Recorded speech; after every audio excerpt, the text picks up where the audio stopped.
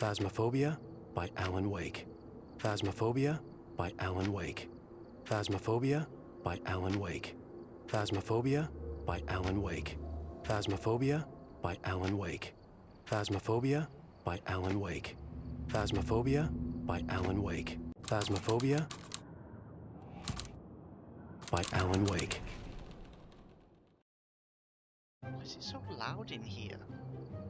So apparently I need whatever the fuck this thing is. Why is it so fucking dark everywhere? What on earth is that sound? Why is that so loud? What am I even doing to these things? It's so loud everywhere, I can't hear myself think. Like, what actually is the purpose of all this? So I'm collecting these, am I? Why? And now I'm at the fucking fun fair. Because I would love nothing more than to get one of these from a shower cubicle.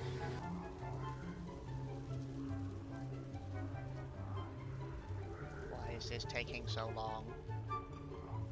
Why have you put stuff in front of it that stops me from getting it? I could barely hear anything the whole time, so I have absolutely no idea what it is. Alan! Alan! Calm down! Alan! What the fuck are you doing? Right, what's this then? He shot the moose in the woods, but he did not shoot the deer. He took the deer to his house, and there he made her his wife.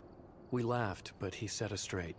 The deer is dear to me, in more ways than one, but a moose steak is never a mistake. Okay, so he took the moose to the woods, and the deer to the house. Okay. When we are young, we dance in the sun. Then years of toil and family, in the house we suffer quietly. In our twilight years, we make our way to the sunken shore, and we journey across the sea of night, the dreaming sea, as we surrender to the waves. Okay, so young, which one of these are you? You look young. Dance in the sun. In our middle... no, you? Yeah, you've got a baby. There's a family, I did say. The house. And then being old, you look like fucking ancient. In the sea. Right. My time has come, and here I come to gift them with my love. An act of kindness and generosity, to blow their heads, figuratively and concretely. The whole sweet family as they summon me. Right. The little girl first. I push her down the tree. Her neck snaps. A funny crack. I giggle with glee. The mother then starts with an ugly sound. I stab her in the eye. It makes her sigh and quiet down. I save the father and the baby last. I don't want this to be over all too fast. He holds her close as he runs from me. But I can still see them. I can still see. I fired the pistol only once. The bullet, it pierces more hearts than one. And this is my work of art. My magnum opus done. I'm Mr. Scratch, the devil, the trickster god. I step out of the dark. This is my time in the sun. Trickster. You? Yeah, you look like a jester. Time in the sun.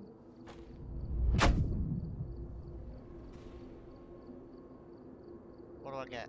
Oh, I get jeans, boots, a sweater, and an FBI jacket. That's exactly what I wanted. Something had shifted. The investigators saw immediately. Ghost hunting contracts for GHD were always strange, but this was something else. Beyond the obvious change in the room, the television sets, the chalk drawings, there was something more subtle. A dark, an unseen presence pressing against the fabric of reality, about to rewrite things for an unknowable purpose. The feeling had emanated from the typewriter that had manifested in the middle of the room with faint clacking of keys. More imagined than heard. The story on the page the investigator was now reading, was the description of what was happening to them now. They were trapped in a story. There was a growing number of ghost hunters who had picked up the contract. Unfazed, they had purged the shadowy entities they came face to face with. What they did not know until now, until they read it on the page they found, was that as their numbers grew and the act of reading was repeated, the reality was being rewritten more and more. One isolated incident, someone's subjective reality, multiplied and echoed, becoming the universal truth, the actual reality. No one seemed to know whether GHD was aware that this was happening. Was this part of their plan all along, or a sinister side effect they were oblivious to? Whatever the case, they rewarded the investigators for their work with a foil ID card. A darker place seeping into this place, casting a shadow over it, overlapping it. Everywhere the investigator looked, there were signs of two worlds colliding. Glimpses into a mystery, clues that teased, out-of-place objects and signs, yet nothing that revealed it fully. It was a lure to pull you in, but the puzzle was missing too many pieces. This was a story told somewhere else, where the pages of the manuscript had been written, from where the writer of the story was desperately reaching for the light. And with that act, he was threatening to spill out the darkness of his prison. This was where the angel lamp charm also came from, where it held much more power than it ever could here. The investigator scanned the room with the UV light. As foretold on the page, an uneven spiral of words emerged, glowing in the violet dimness. Rational mind could not make sense of it. It came across as nonsense. It was the stuff that dreams are made of. And as such, it held within it great power and hidden meanings that were hopelessly lost in translation as they traveled across realities to seep out here. Only its writer knew what it meant, and there was a fair chance that he too was barking mad.